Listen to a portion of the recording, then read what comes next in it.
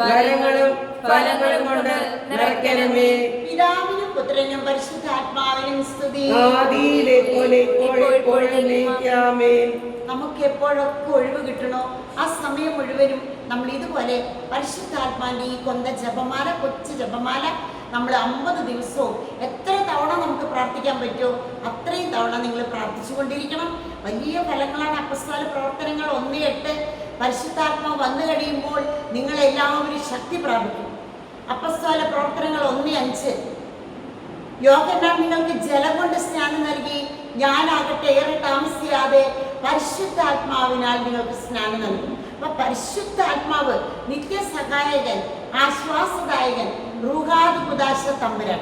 നമുക്ക് അല്പസമയം കരമടിച്ച് റൂഹ റൂഹ റൂഹ എന്ന് റൂഹ റൂഹ റൂഹായെ എന്ന് നമുക്ക് ഉച്ചസ്വരത്തിലെ പരിശുദ്ധാത്മാവിനെ വിളിച്ച് പ്രാർത്ഥിക്കാം. റൂഹ റൂഹ റൂഹ റൂഹ റൂഹ റൂഹ റൂഹ റൂഹ റൂഹ റൂഹ റൂഹ റൂഹ